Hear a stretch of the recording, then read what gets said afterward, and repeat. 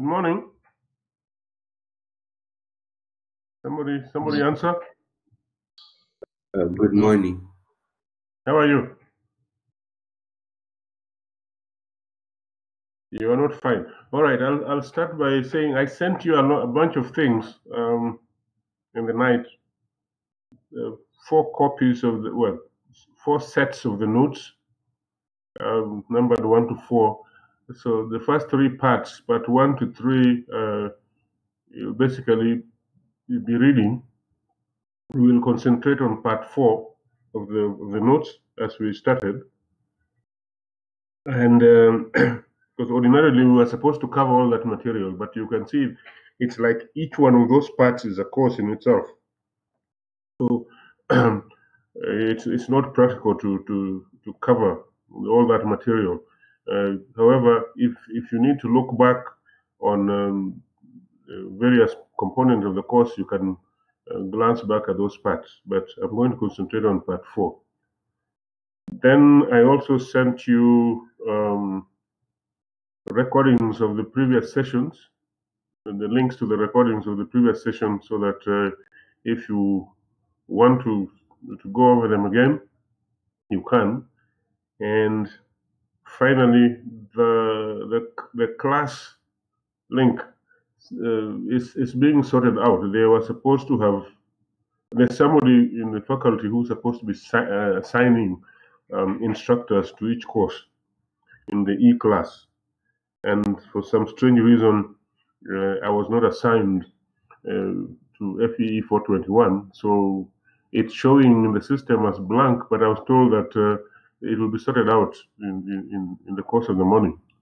So then once that is done, I'll send details on how you can get access to the class. But the lectures will carry on as we've been doing. So what's temporarily suffering is assignments that we were supposed to give you to do and hand in. All right. So unless there are questions from the previous session, I'd like to continue. We were addressing practical. I think when we ended, we were looking at practical AM modulators. By practical, we mean implementations on using physical components, and even though mathematically you can say you can implement an AM modulator just by getting a multiplier to multiply the message signal by a carrier, and then you add the carrier if you need to add the carrier. So an adder, or if you maybe a summing amplifier plus a multiplier, if you could get those, then in principle you can implement any form of amplitude modulation. But in practice, it turns out that when you try to do that, the multiplication ends up generating some what are called intermodulation products. You would like to get a product which is a multiplication of the carrier and the message. So if the message is m of t and the carrier is a cosine 2 pi f ct, then you'd like the outputs to be just that. But it turns out that no, that's not what happens. You'll get something times the cosine squared, cosine cubed, and so forth. And when you try to work out what those things look like in the frequency domain, you will be finding that there are terms which correspond to the sum and difference of the frequencies. If the frequency of the message is FM and the frequency of the carrier is FC, then you may get a component, a signal at FM plus FC. I should put it properly, FC plus FM and FC minus FM. Then there will be others at 2FC plus FM, 2FC minus FM, and so on, continuing, 4FC plus FM. You'll get those components, and those are called intermodulation products.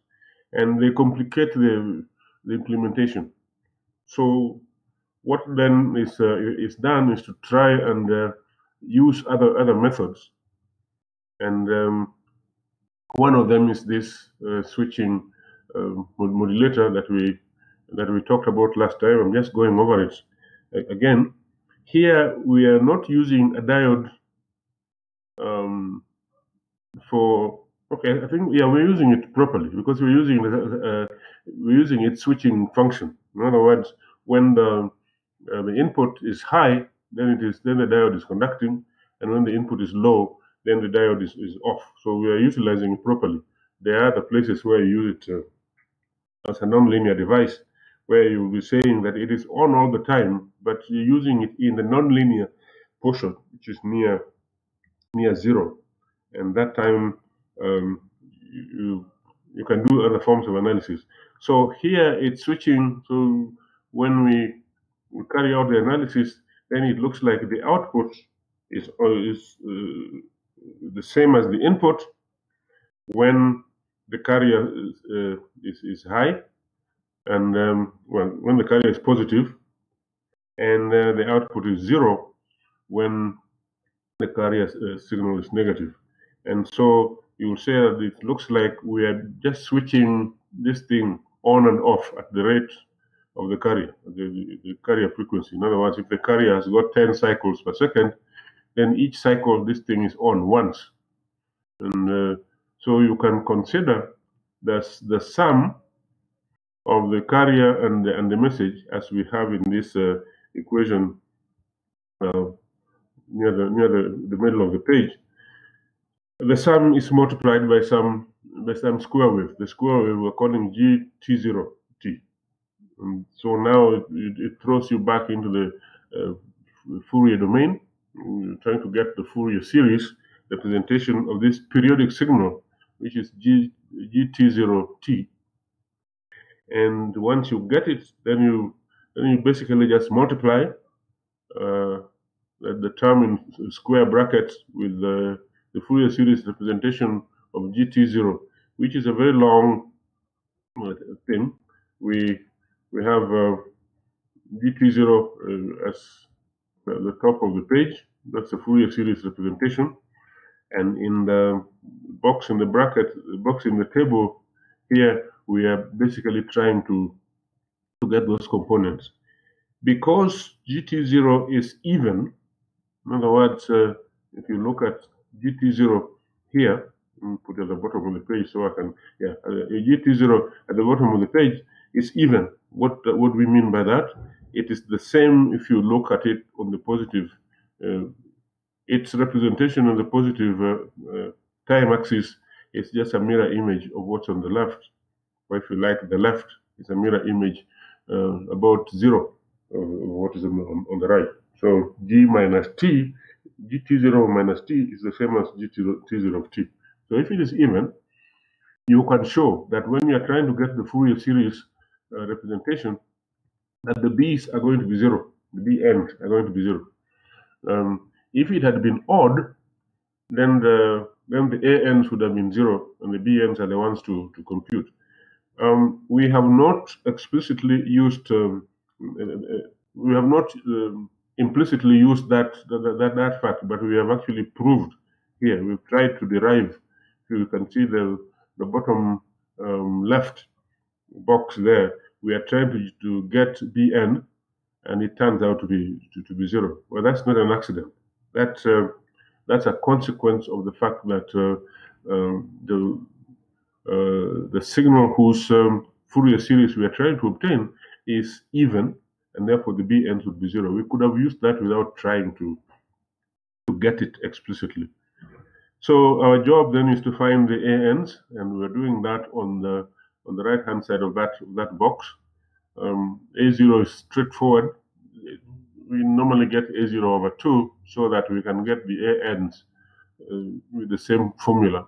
This, like on the top left of that table, you can see the expression for AN and the one for A0.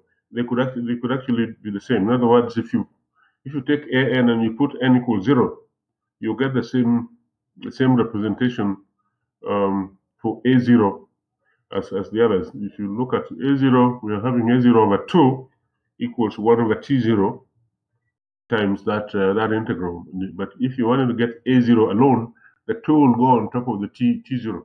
And so the expression for A0 looks the same as the one for the other ANs. That is the only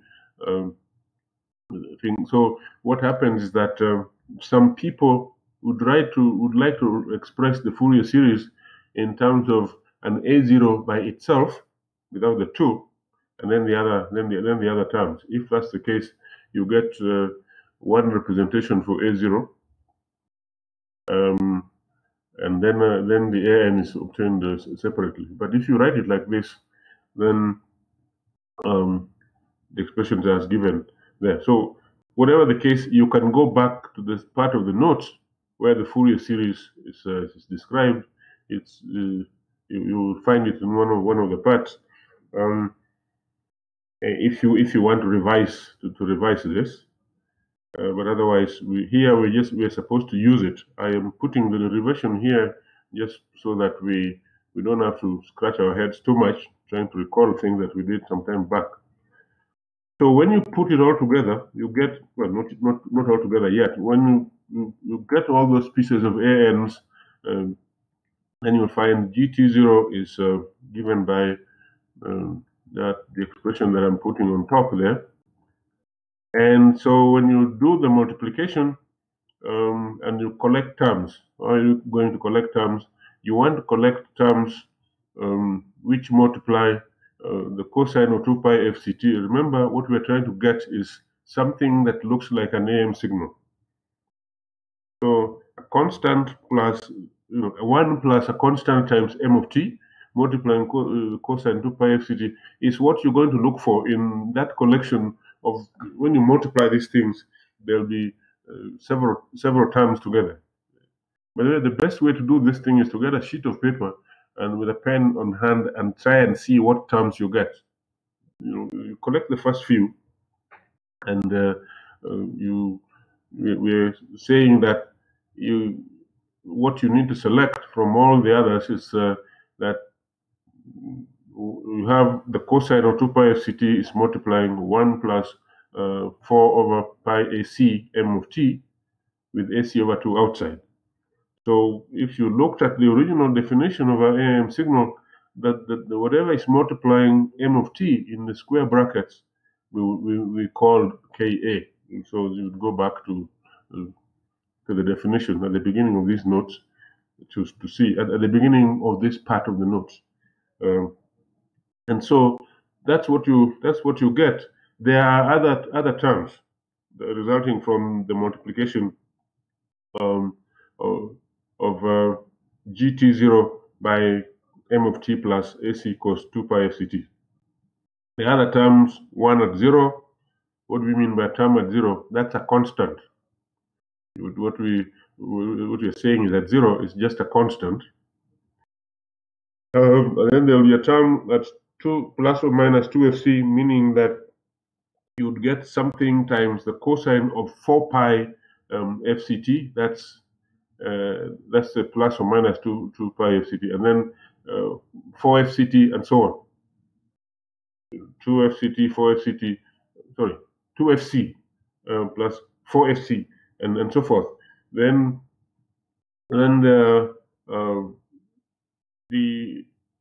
so what we're saying, an unwanted component whose spectrum, when we're saying C below, the widths are 2W. Sorry, I'm making things a mess for you. I should say that this thing contains delta functions. In other words, they are carrier components. So there's a signal at 0. I think let me go to the diagram. It's easier to talk from there. So I'll take back what I said there.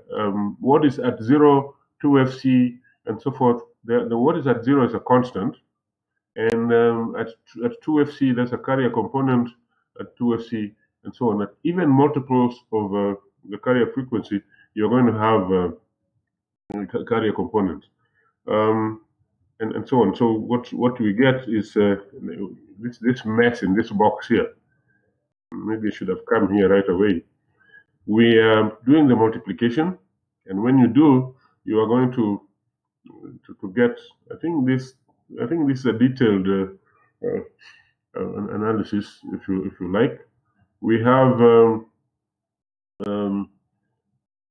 the term in square brackets multiplying the other term in square brackets, GT0 in that square bracket.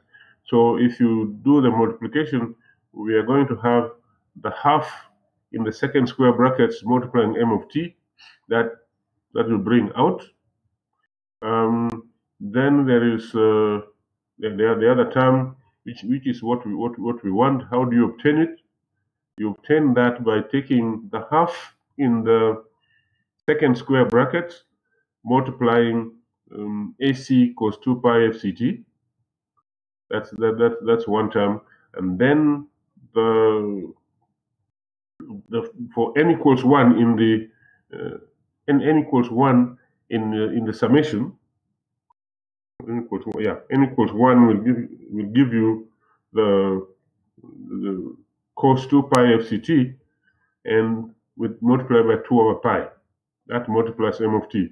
That's what we want. We want a message times the carrier, and then another term which is a carrier by itself. That's what we want. Everything else is unwanted. So how are we getting these delta functions? The delta functions are when the constant where are they? When the cosine at AC multiplies the others, you'll get you'll get the delta functions, which I think delta functions in frequency. The cosines by themselves will give you delta functions. I think what we'll do is you'll go back to read about the Fourier series, because if you look at the cosine 2 pi FCT in the frequency domain, you get a pair of delta functions. The cosine of 2 pi FCT has got a delta function at FC and a delta function at minus FC. And the cosine of 4 pi FCT has a delta function at 2FC and a delta function at minus 2FC, and so on. So all the pure cosines are delta functions in frequency. And the other ones that multiply m of t, well, that will be a continuum, because our m of t may be it may not be a single tone. Nonetheless, these other terms are unwanted. So I've identified several sets of unwanted signals. Even the spectroscopy, even the copy that is a half m of t, that we really don't want by itself, because we are trying to generate an AM signal. And an AM signal has got the message multiplied by a carrier, and then a carrier.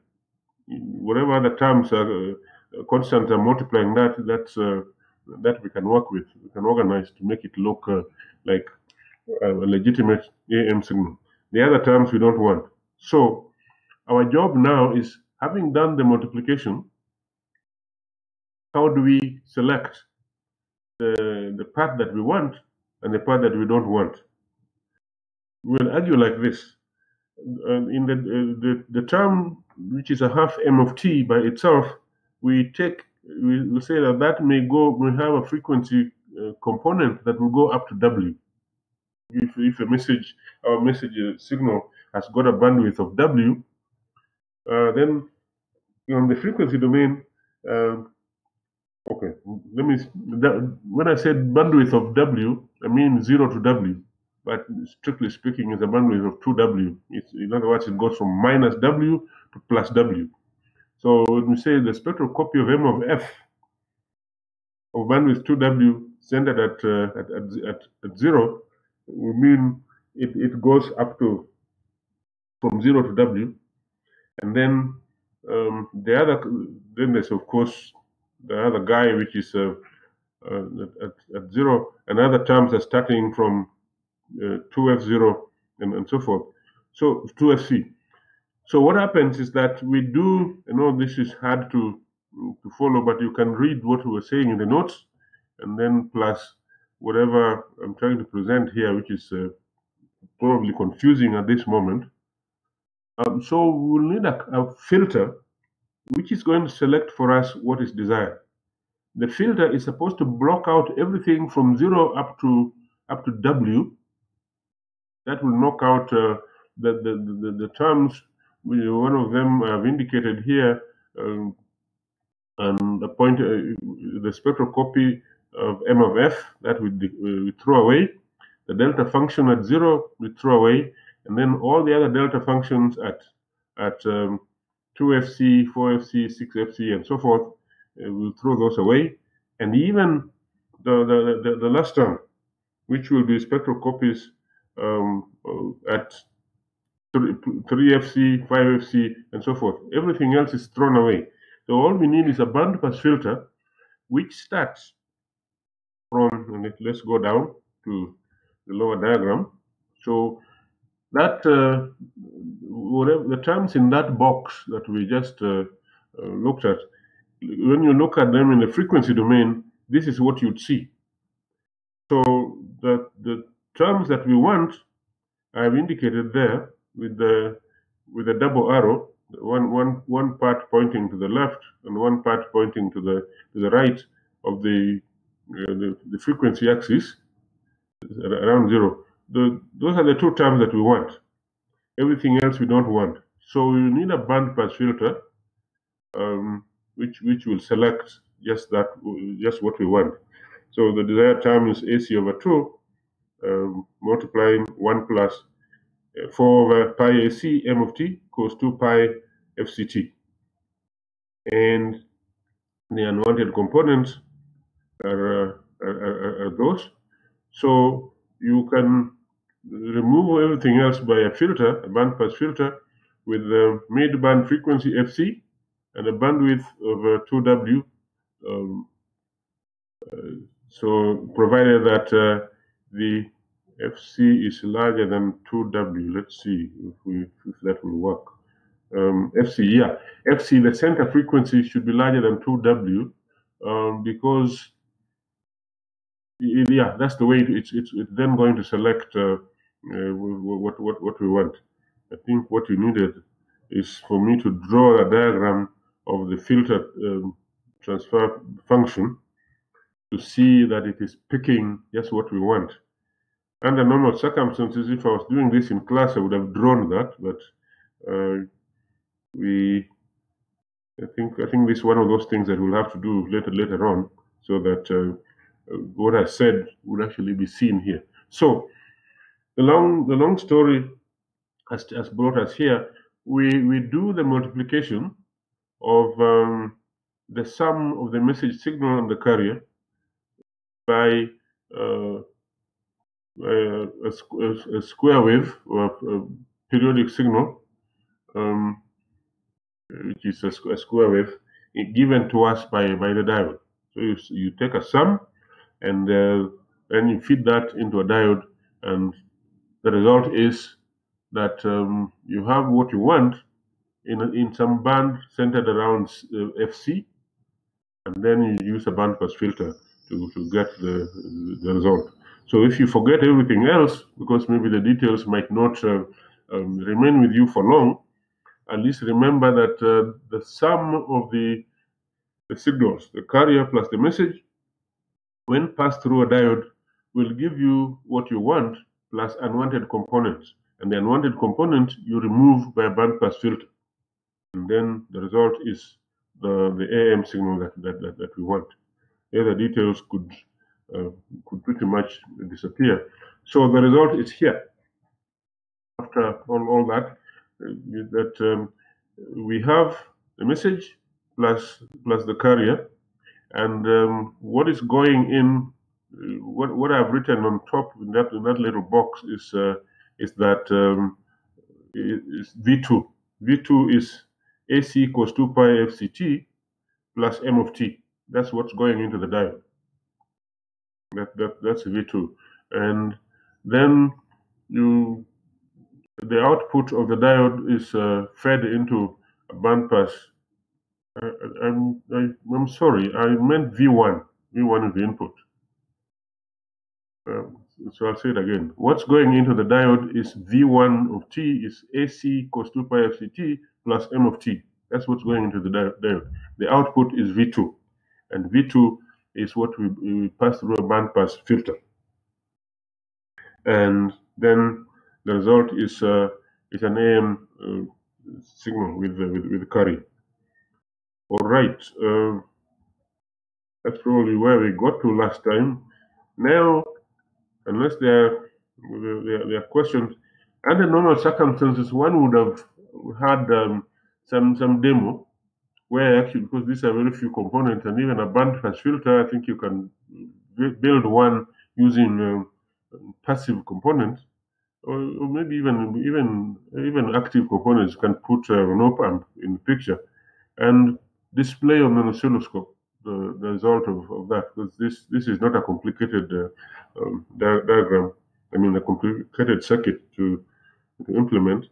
But if you happen to be in the lab and you finished your experiments, you can try that.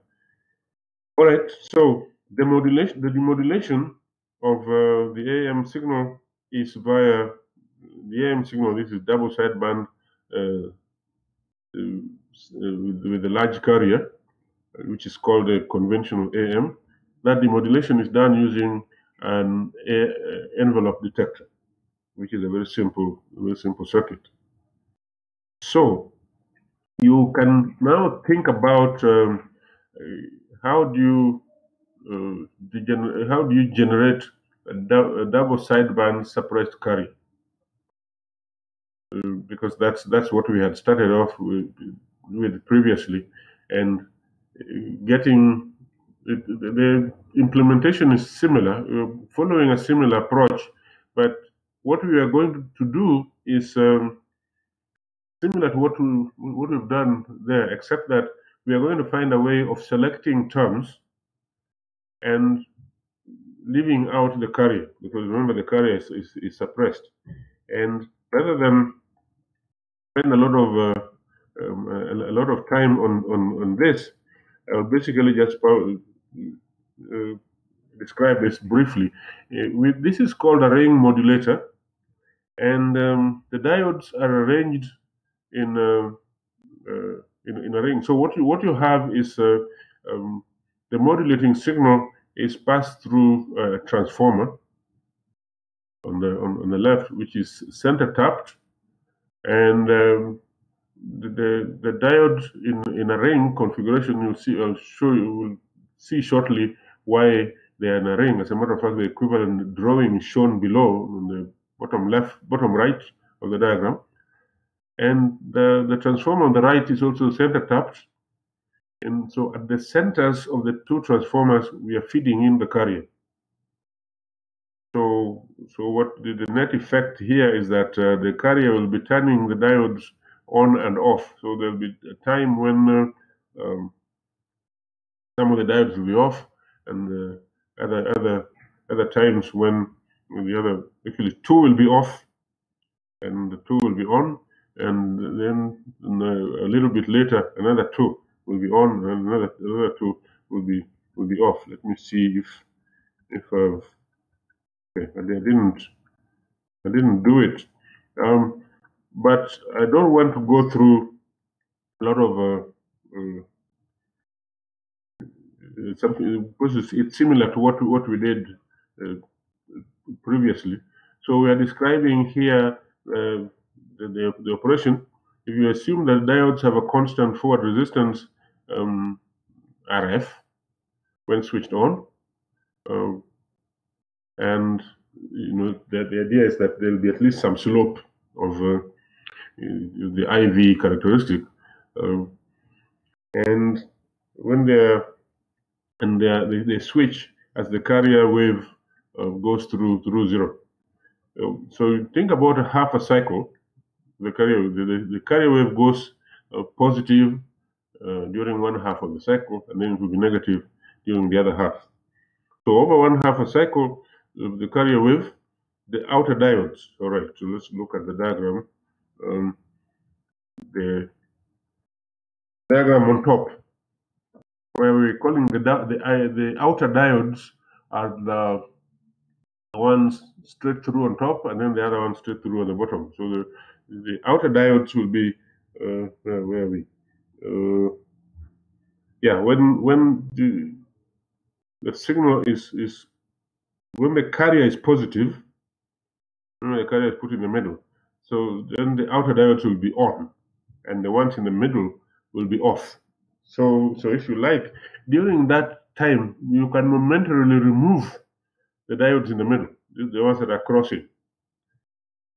So the diagram is connected as if you just have a connection from the top to the transformer, and then the bottom side to the transformer. That's what's happening. And then when you go to the negative cycle, then the outer diodes will be off, because there will be a negative voltage at their input, and therefore they'll be off. And so what happens is that you can remove those outer diodes, and when you remove them, then the diagram is sort of like as if it is flipped, so that the signal now goes from the bottom of the lower the left transformer to the top of the input of the right transformer, and so on. So the connection is sort of crossed.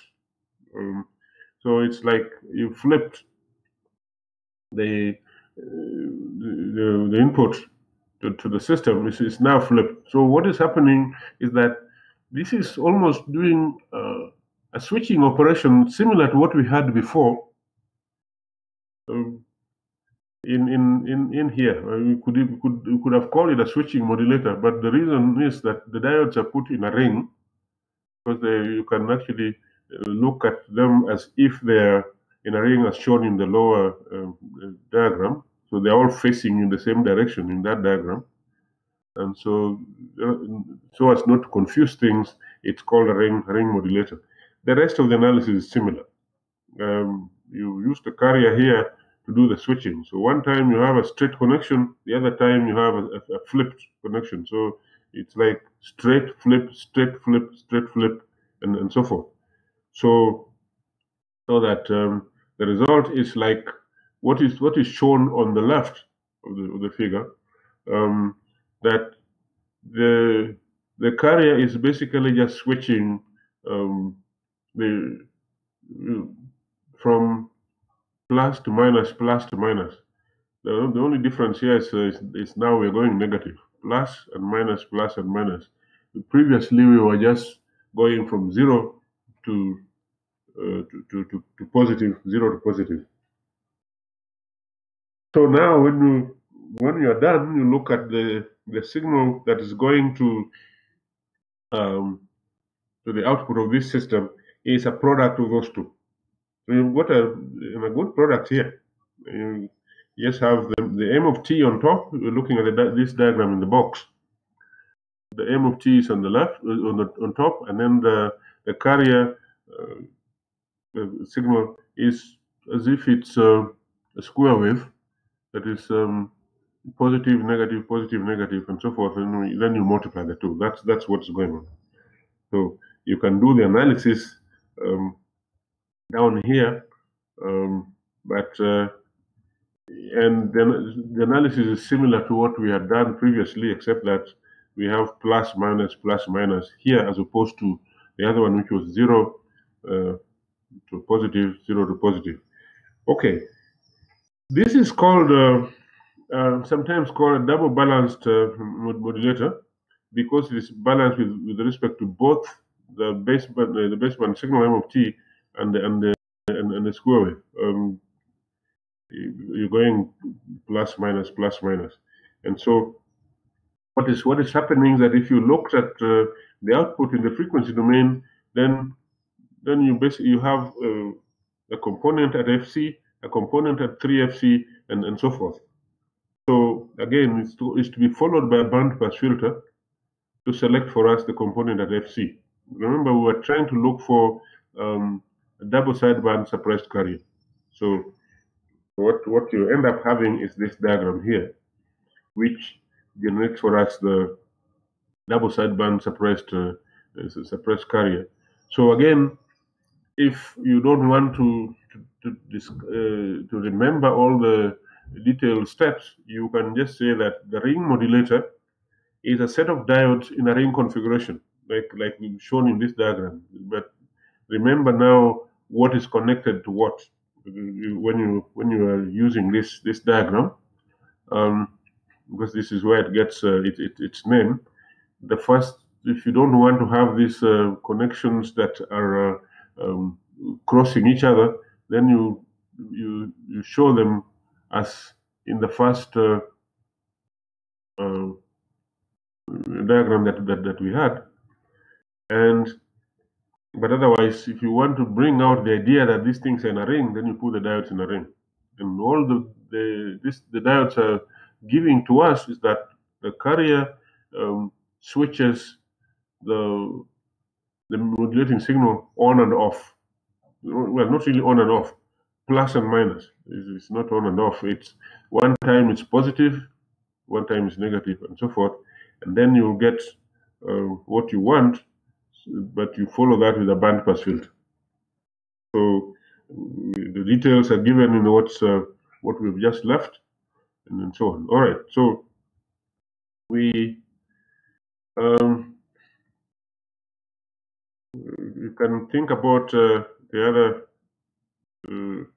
another balanced modulator for double sideband suppressed carrier generation, which uses an AM modulator on top, another one down, and then we add or subtract.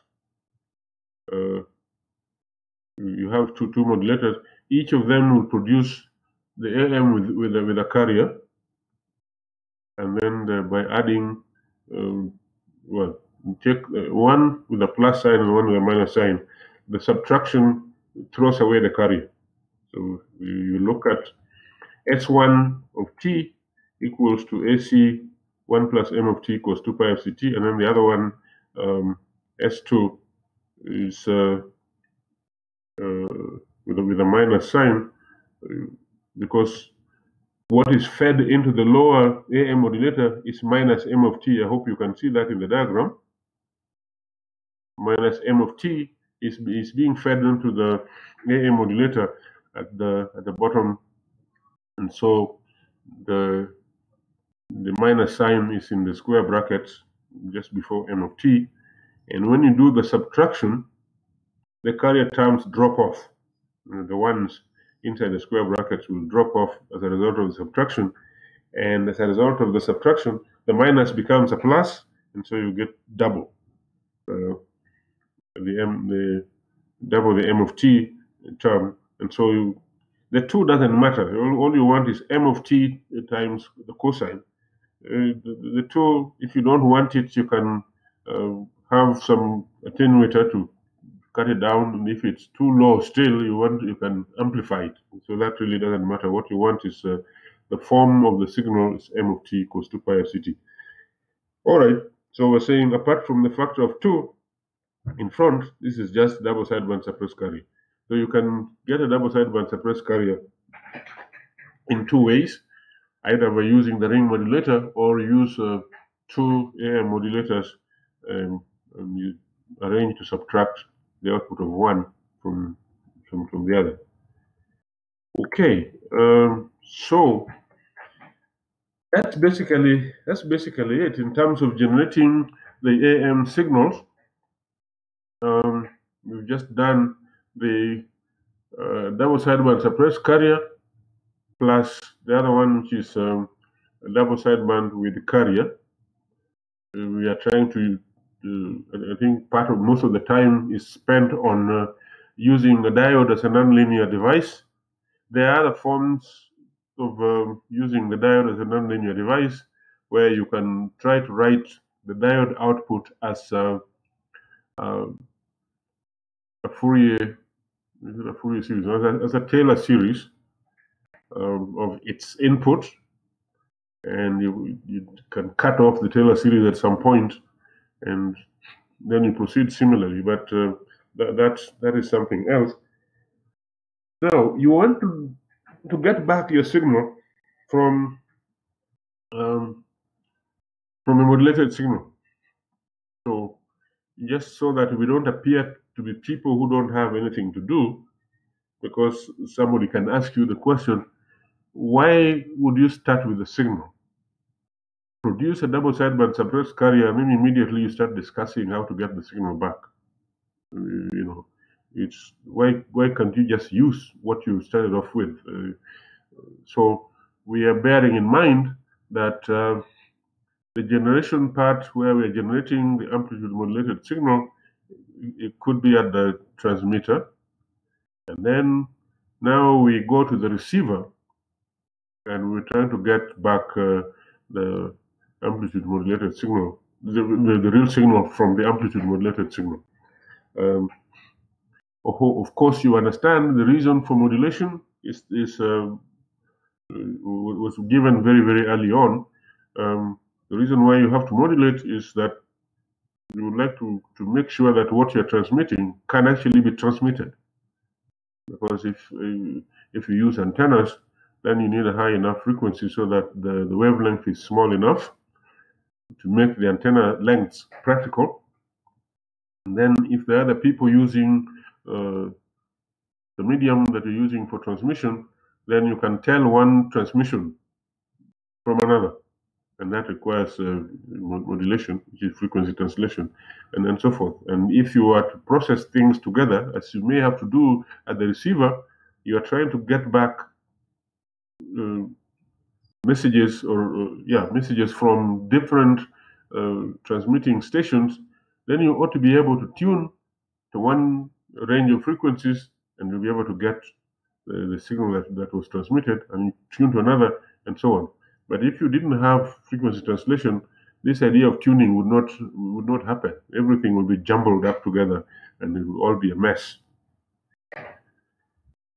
Stop me if you have a question. Just speak, so that because you might be waiting for me to pause, and I'm just going on. Okay, we want to get back double sideband suppressed carrier, our message from a double sideband suppressed carrier. And the diagram is what we've got here. Previously, we had said that you could just multiply the double sideband suppressed carrier signal by a locally generated carrier. And what happens is that in practice, there may be some phase difference between the carrier at the remote transmitting station and our local carrier. A phase difference is just means that the reference point, because when we are sitting at the receiver, we don't know at what time the carrier was switched on relative to the time that we were switching ours on. Remember, if you're looking at two sine waves, the phase difference between the two sine waves is just, if you like, we take the time difference between, let's say, the positive going zero crossing and of one, and the positive going zero crossing of the other. In other words, you look at points of the same phase, and the time between those you divide by the period, and if you multiply that by 2 pi, you get the phase difference in radians, or you multiply by 360, you get the phase difference in degrees. So delta t, which is the time difference between those 2 points, over t0, t0 is the frequency, so it's the period, or just t. That is the fraction of a cycle, and then you multiply by 2 pi to get the result in radians, or 360 to get the result in degrees. So what can happen is that our carrier that we have locally could be out of phase with the carrier that was used at the transmitter. And so what you do is you represent what is coming from the local receiving station which we're calling there's a local oscillator. The oscillator gives you a signal at the carrier frequency, sure, but there's a phase difference phi that we are incorporating just to make sure that we don't assume that we are purely synchronized with the carrier. This is called a coherent detection because it works well when the local carrier and the remote carrier are coherent. In other words, they are the same phase. They start going positive at the same time, and then when they're going negative, they go at the same time. They reach the peak at the same time, and so forth. So this is called coherent detection or coherent demodulation. But in practice, there may be a phase difference of phi. So let's do the multiplication. You start off with the signal that has come from far, and you that's the S of t, and then you multiply that with the locally generated carrier equals 2 pi fct plus phi. There's a phi there, which is the phase difference. So the multiplication is given in equation 210, and when you do the multiplication, you are going to have yes, an AC and AC prime. So what is coming in is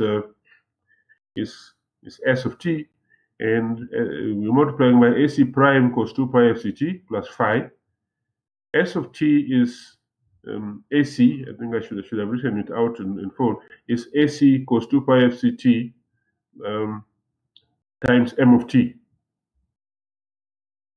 Okay, so we multiply those two, and you are going to use an identity. The identity is that cos times cos is equal to 1/2 cos of the sum plus 1/2 cos of the difference. So cos times cos is 1/2 cos of the sum plus 1/2 cos of the difference. The sum of this is just 2 pi fct times 2. And the difference, plus phi, sorry, times 2 plus phi. That's the sum. And the difference is 2 pi fct minus 2 pi fct plus phi. The cosine doesn't care whether what you put in is negative or positive. So if you take the difference in the order of 2 pi fct plus phi minus 2 pi fct, or you do the reverse, you're still going to get cos phi. The cosine of phi is the same as the cosine of minus phi. So we are safe here, where you can just say cos of the difference. If you're using the sine, though, then you'll have to be cautious. You'll have to know where to put the minus sign. Okay, so we have a low-pass filter, which is supposed to throw away for us the component at the higher frequency. The higher frequency is given by the term which has got 4 pi fct in it. So the low-pass filter will knock that out, and will remain with the 1/2 AC times AC prime cos 2 cos phi multiplying m of t. So in equation 2.11, we are saying that the output of our system is it's looking like m of t, yes, but it's got something in front which contains the other constants are fine. 1/2 AC times AC prime. That's okay. That's not a big deal. They're just a number, and the m of t is okay. But the cosine of phi, the problem is that depending on where you are relative to the transmitting station, the cosine, the phi may be 0. And if it is 0, the output will be 0. Sorry, phi may be 90 degrees. I beg your pardon.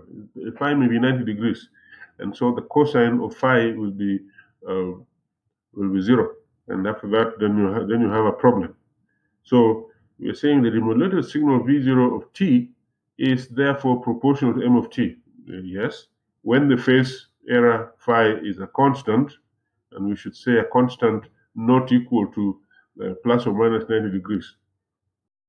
If phi happens to be 90 degrees, positive or negative, the signal will be 0 and represents what is called the quadrature null effect. This is a term that you need to remember It's a problem that you meet when you try to demodulate a double sideband suppressed carrier using a coherent demodulator. You have this problem that is called the quadrature null effect of the coherent detector. I'm trying to point out this, and at times when I've asked people to tell me directly what is this, what is meant by the term quadrature null effect of the coherent detector. Other times I'll ask people to say what is one of the problems that occurs when you use a coherent detector to demodulate a double sideband suppressed carrier, and how do we overcome it?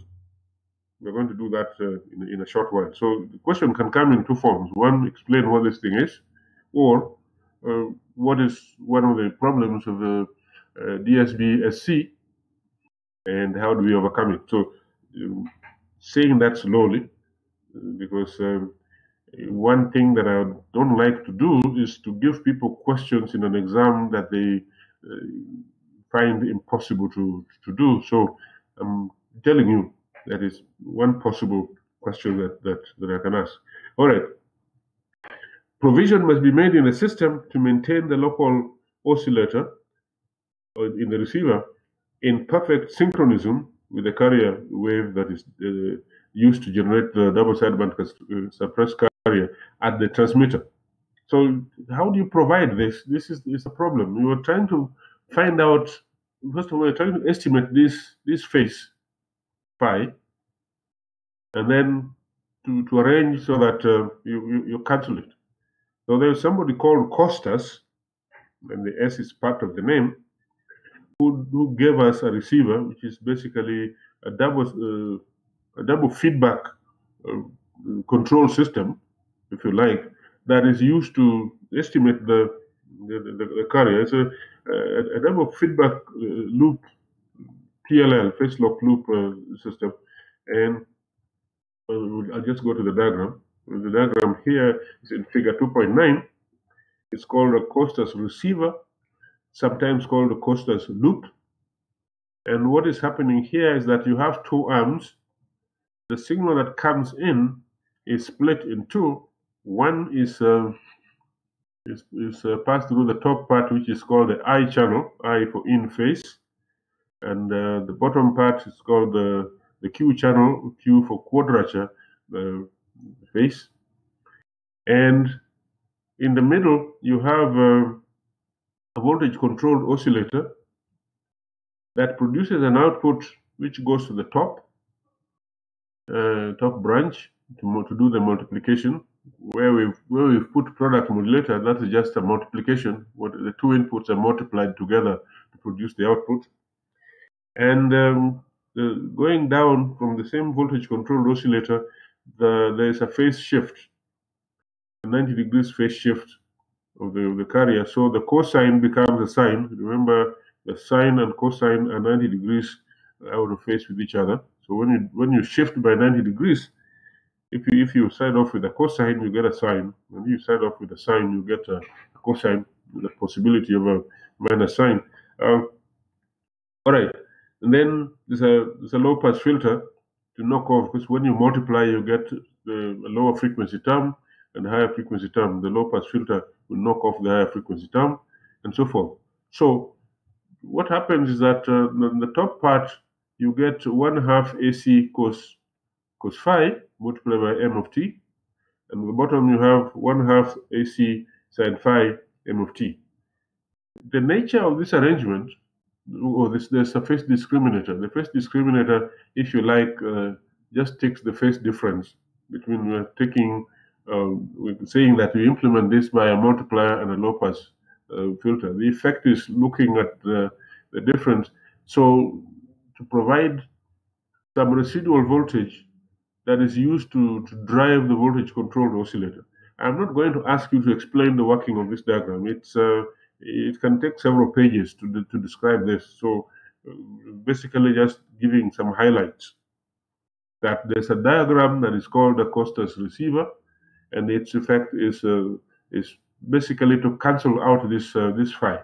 When it runs fast, after some time, you can speed it up if you want by adding other components, then basically it is capable of driving this phi to 0. Because what happens with a phase locked loop is that after some time, which should be very short, you will find that the input to the phase locked loop, it will be of the same frequency as the output of the phase locked loop will be of the same frequency as that of the input, and the phase will also be the same. So this diagram, this implementation, this circuit, will end up producing a signal where the phi is 0. This phi that you see here is 0. So if you take the output from the top, where we're marking the modulated signal, you will find that that is where the signal will be. The bottom will be 0 because phi being 0 means that the sign will be 0. So we had said previously here that when we try to get our signal from double sideband suppressed carrier signal, there are problems when the phase difference is 90 degrees. And the problem is the quadrature null effect, meaning that the output of our system will be 0. And so we are crying here that we would like to have a mechanism whereby we can tell what this phi is and drive it to 0. We're changing the phase of the carrier generator. The carrier generator is this voltage controlled oscillator. We're changing its driving voltage, and by changing its driving voltage, we are able to cancel the effect of that phase difference, and then once we have reached synchronism, or if you like phase lock, then the phase phi is now 0. That's the job of that diagram. I think we'll give it as a highlight that way. The analysis is complicated. Okay, so the Costas loop is a means of taking care of that phase difference to ensure that if that phase difference is not 0, then we adjust our local oscillator as obtained from the voltage controlled oscillator to have a phase difference that matches that of the signal at the transmitter. And so with the phase difference brought to 0, we can simply take the output from the top part of the diagram, and then we'll have basically dealt with the problem. There's an attempt here to obtain some equations which can be used further for the analysis of that circuit. It's by no way it's not complete. But if you want, you can take a look at that. I will not ask you in an exam to do it, but you're free to read that. And if you want to read further, you're welcome. Okay, so what has happened? Double sideband suppressed carrier, when you're trying to demodulate, you will run into problems of this quadrature null effect. And if that happens, you use this Costas loop or Costas receiver, and that drives the phase difference to 0. And then you are in business. Some examples here of practical chips that you can use to implement AM modulators. This particular one that we are showing here can be used as a multiplier, can be used to generate AM with the carrier AM. So there's, for example, this 1496. It's a chip, and we're showing here one typical implementation where you can put some other passive components around it to get double sideband with carrier in there. Don't memorize this. That is not the idea here, because you can have this implementation and you can change other things and still get different results. I'm just showing that there is some implementation. If somebody wanted to get something that they can play with, this is something you can implement. I'm not going to ask you to draw for me this diagram. What happens with circuits is that uh, we can teach the general principles, but when it comes to implementation, there are broad implementation guidelines that you may have, but then there's some art that also comes in. You try to get the circuit to work, and then you'll find that, yeah, if I add a resistor here, I will get a better result, and if I add a capacitor here, it looks better, and so on, so that by the time you're done, there are many adjustments that you'll have made, and it will be unfair for somebody to force you to memorize that. Okay, so that's how you can use this chip. 1496, I think, is would be the identification.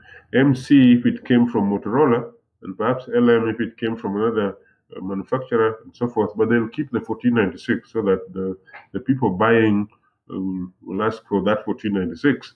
In different manufacturers will put different letters in front, possibly even after. Okay, so here is when you have the same chip to obtain the suppressed carrier signal and so on. Right. Now we are done with the double. Well, that is with double sideband. I should not say we are done with that, but we also need to consider other forms of AM modulation. And here I'm going to go quickly because this part involves the so-called Hilbert transform, and as we'll point out, Hilbert transform is one of those things that you cannot get in practice in other words, you cannot build a Hilbert transform. If you wanted to represent it by a filter, you cannot get the filter designed by actual practical components. Talking of which, let me go back to this part where we're talking about 90 degrees phase shift in this Costas loop. This another, because the Hilbert transformer is actually a 90 degrees phase shifter. But getting a 90 degree phase shift in real life is not possible if you're trying to use resistors, capacitors, and so forth, and even inductors. You cannot get directly a 90 degrees phase shift because the cutoff frequency that the cutoff characteristic, you're going to have something that is very sharp. It's positive on one side of some let's say of 0, and then all of a sudden it changes. There's an abrupt jump, and that is difficult to implement. You can approximate, but you cannot get it exactly. So in this diagram, we draw it this way for mathematical presentation, because mathematically you can do the calculations here.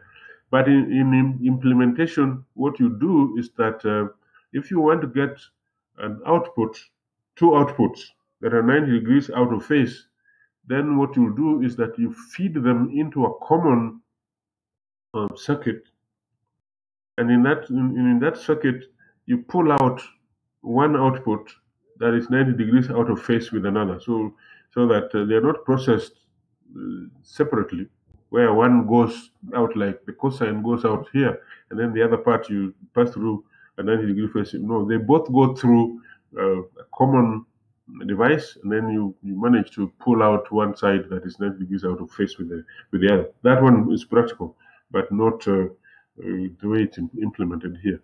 So when we go to this single sideband modulation, I hope you still recall that we had said that one of the problems with the conventional AM signal, that this is AM with carrier, is that the carrier component, even though it makes the AM signal easy to demodulate, the carrier component is a waste of energy or power, depending on what you want to, how you want to present it. So the carrier component carries power, which is not doing anything as far as message carrying capability is concerned. It's just sitting there and consuming that power. So you don't want that. You wish that you throw it away because when you have an AM signal with a carrier, the best that you can do is to get a modulation efficiency of 33%, which is very low.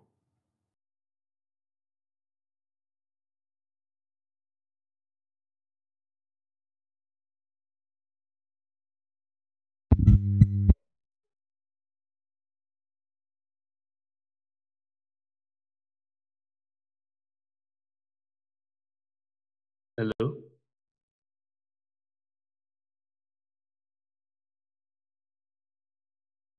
Alan, you muted everyone, eh? Okay. So, I hope you can hear me. So, you'd like to make sure that the carrier component is removed, wishing that you could throw it away, and so you do that by going to double sideband suppressed carrier. So you do better. At least now everything is in the power is in the sidebands carried in the message. But one of the problems that we have is that in AM modulation, the sidebands are more or less mirror images of each other, and therefore each sideband carries the same information as the other sideband. So you could actually throw away one sideband and still carry the information that you want. So in other words, the modulation efficiency of a of a double sideband suppressed carrier is actually 50% maximum, because the bandwidth is sort of one half is carrying useful information, the other half is just a copy. So we'll say that then we would like to have a single sideband system. So we are giving the reason for single sideband modulation. Both double sideband suppressed carrier and double sideband with carrier require the RF bandwidth that is twice the message bandwidth. And the two sidebands, on the other side, the two sidebands, one on either side of the carrier. I think there's one missing there, one on either side of the carrier. They're identical. One is just a copy of the other. So, for example, if you look at the double sideband suppressed carrier in the frequency domain, we have the negative part is indicated by N in this diagram, and then the positive part is shown there. So when that is for the message signal, when you do the modulation, then a copy of that is sent to the positive side and a copy to the negative side. The amplitude is shrunk down by half. The shrinking down is no problem. You can get that back by putting an amplifier. So a half on the left and a half on the right of zero. And then around the carrier on the right side, you have the P on the upper side and the N on the lower side, and so on. So what we are saying is that the spectrum. Okay, so I think what the sentence below the diagram is just explaining what we have there. The spectrum of the double sideband suppressed carrier signal, we're saying, shown below. I think we're repeating ourselves. repeating ourselves. So what I have down here is the same as what I have up there. It's not uh, much different. So we're going to say for any real valued signal, there exists what is called a conjugate symmetry. We you don't need to worry so much about this, but you were saying that the m of minus f, that's looking at what you'd find in the negative side of the frequency axis, is the same as the conjugate of the original m. If you are looking at the magnitudes are the same. The magnitude of the left copy is the same as the magnitude on the right. So what this is saying is that all the information in the message is contained either in the positive or negative frequency axis. One of them is sufficient. So there's only a single sideband need to be transmitted to free some of the bandwidth for other transmissions. So if you could have a representation as we have in this middle box here, where you have either the lower sideband or the upper sideband, then you can arrange to do a remodulation, because when you have, let's say, the upper sideband, for example, in here, we have the upper sideband. When it is transmitted, you will have, I think there's a mistake. Oh yeah, it's fine. It's fine. Yeah, when you have the upper sideband, then what happens is that because of the conjugate symmetry, what you see on the left will appear, yeah, as given there. So you've taken the upper sideband on the positive side, and then the n appears on the negative side. Interesting. So when you bring them together by frequency translation, you're going to get the signal back. So spectrum and reconstruction of single sideband signals. So what you have to do then is to make sure that you have a way of slicing. See, the signal is here. The m of f has got a positive component p and a negative component n, and you'd like to have a filter that will slice that m of t, the m of f, so that if you're taking the upper sideband, then you have exactly what we are showing here as the upper sideband, or the lower sideband that way. That slicing, getting a filter that's got a sharp cutoff that will do the slicing without a piece of the other is not possible, because basically it involves that Hilbert transform that we're talking about. It's not possible in real life, but in principle we can do the discussion here and say, yeah, you can have perfect production of a single sideband signal.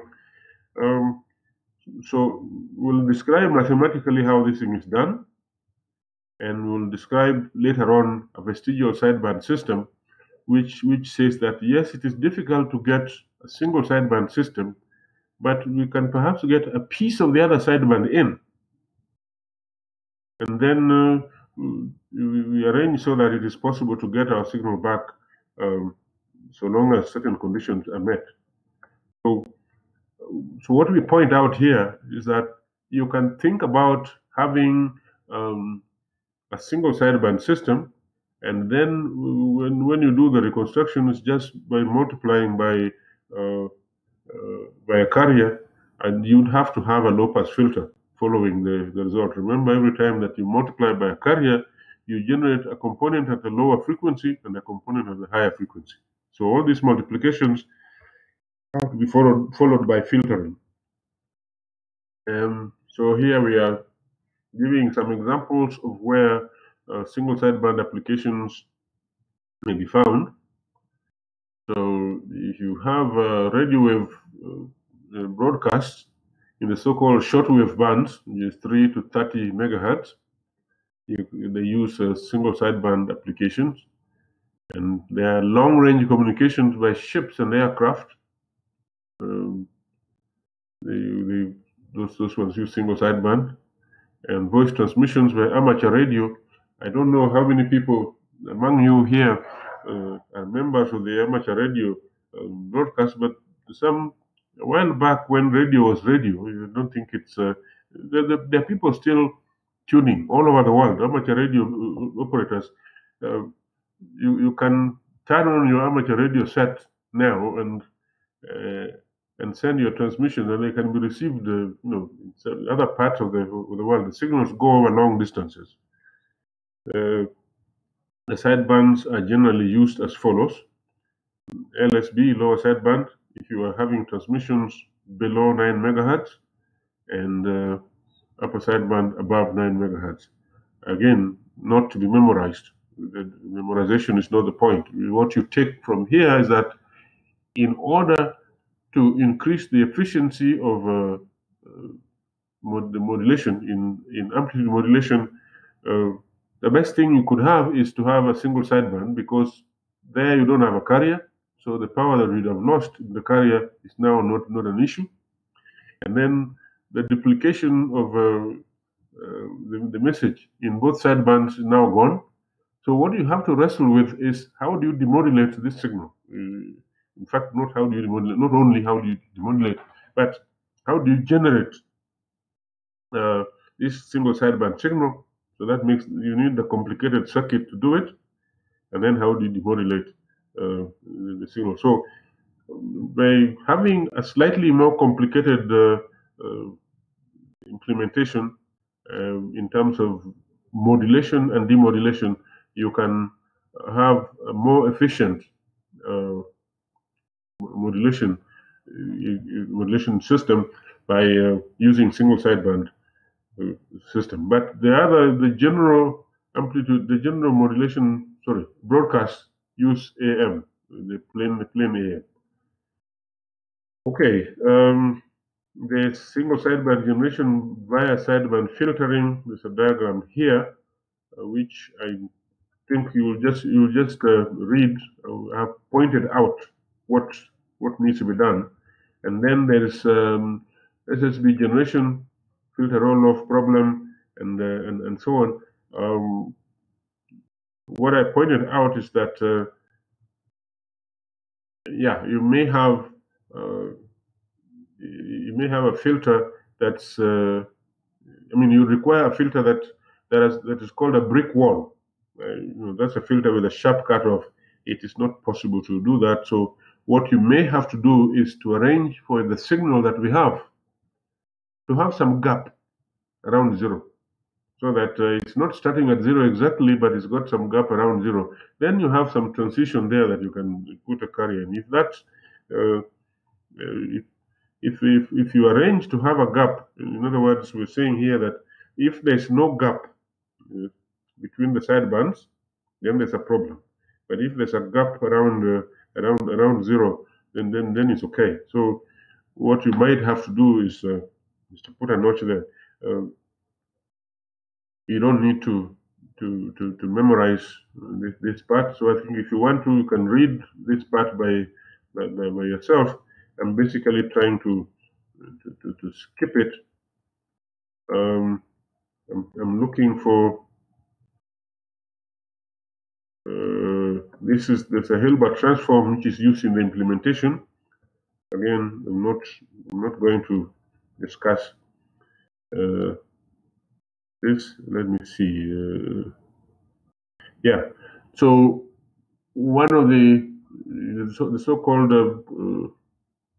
phase shift method requires a 90 degrees phase shift. The implementation is, when you see a 90-degree phase shift, the implementation is tricky. So because it's not possible to build that practically. Okay. There are other methods there, plus the demodulation. I'm trying to see how much of this we need to. Okay, so let's point out some here.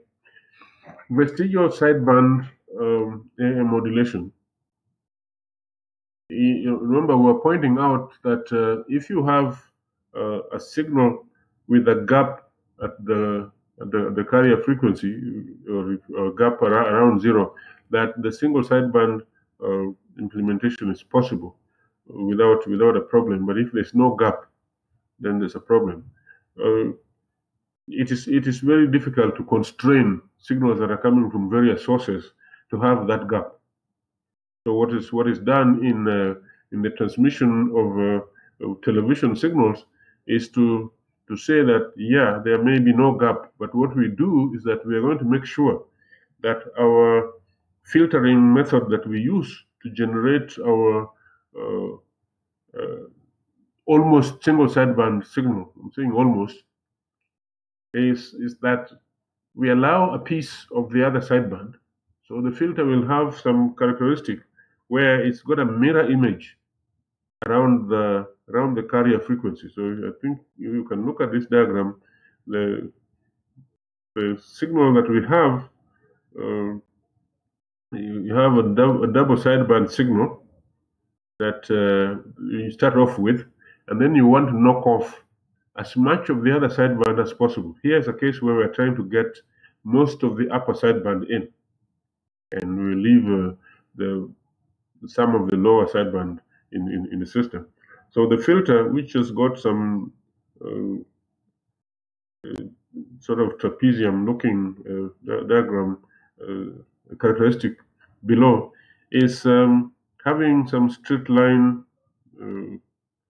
that's going from 0 to the top and then flattening and so forth. So we say that this filter has got some symmetry around the carrier frequency, and that allows us to use that in later on generating, getting back our signal. So we're saying the generation. Let me just say here, the generation of vestigial sideband signals is you pass through what is called a vestigial sideband filter to give the desired vestigial sideband signal. And the filter has got some characteristic which will allow some of the other sideband and as much of the wanted sideband as possible. In fact, all of the wanted sideband plus a piece of the other sideband. There's a diagram here. There's a table here that is messed up. So you say some of the lower sideband and some of the upper sideband, and or most of the upper sideband and most of the lower sideband, and so on and so on. What you take from here is that we are trying to allow some of the unwanted sideband so that we have something that is practical for implementation purposes. And that's when you do that by allowing a piece of the other sideband, you're said to be doing vestigial sideband. This idea of vestigial sideband, you think about a vestige, it's like this idea that during evolution, I don't know if that is something that's worth talking about, but that you can look at something, a characteristic that the people championing evolution would say that it's a characteristic which is a vestige of what happened in the past, in some heritage, and so on. So, nonetheless, one of the applications of a vestigial sideband is the TV signal. And in the TV signal, the picture has nominal bandwidth of 4.5 megahertz. And if you have a double sideband modulation, then it requires at least 9 megahertz. So that's for each television signal. So VSB modulation is used so that the whole TV signal is confined to about 6 megahertz. The television bandwidth is supposed to be 4.5. So the picture has got 4.5. So if you can confine this to about 6 megahertz, meaning that you allow a little bit of the other sideband, maybe 1.5 megahertz then you have the whole thing in 6 megahertz, as shown in this diagram here. I'm just pointing out that this is an application of vestigial sideband modulation. So in order to make sure that you get something that is practical, and so on. So that should be basically it. We have some examples here and solutions. Believe that after this we'll be talking about angle modulation. So that should be for us the end of amplitude modulation. If things don't make sense, you can ask questions, and as I may have said some time back, if I didn't, I'm saying it now. Get some notebook and write down your questions, because as you're going through these things, you may have a question, and by the time you have an opportunity to ask, you may have forgotten. But if you have them noted down somewhere, you can ask. So there are some examples here. You can try and follow them. It's a question with an answer. And then we'll talk about what is called angle modulation, and we'll spend a bit of time there. Then afterwards, when we're through with angle modulation, is phase modulation and frequency modulation. The two together are called angle modulation because they affect the angle of the signal. If you think about phasors in electrical signals, then you can think about something that's having a magnitude and a phase, and the phase is the angle. So here it's basically that idea that you have a signal in modulation would have a phase, or a carrier would have an amplitude, a frequency, and a phase. So when you change the phase, then you're doing the phase. Here is the whole thing. It's bad that we use the term phase to refer to a component of the carrier, which is something that affects the time difference between various instances of the carrier, various instances of the carrier. But we're also calling the whole thing that goes inside the cosine, 2 pi fct plus phi. The whole thing is also called a phase. So, but anyway, the context will make it clear what we mean. So when we change that phase, we can either change it by changing the frequency, or we can change it by changing the phase. So you'll get phase modulation or frequency modulation, and so on. So we'll talk next time about angle modulation. Okay, so if there are no questions, we'll pause here. There's some 15 minutes seemingly left, but I hope that you got the notes. I was trying to see if I could get a mail, everything in one group that I could use to send everything, but I ended up just getting the whole bunch of I think 120 something emails and sending the email to all of you. I could have directed you to a Google Drive, and maybe I'll do that in the future, so that you get in there and get what you want. But I'm still waiting for the people setting up the e-class, because I think I can put things there for you to read. So in the course of the day, I hope everything will be fine. But you can read the notes. Part 4 is what we are dealing with. The other part you can read, and if you develop some questions there, you have my email. You can either send the email or wait until we meet.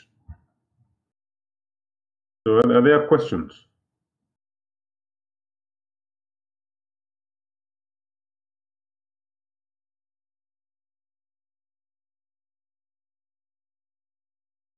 Okay, so there's silence. So I'm going to then stop recording, and or maybe I'll just leave. Everybody fine? Let me see. Yes? Yes. Yeah, okay. So we'll pause there. So we are ending now. Unless somebody wants to remain.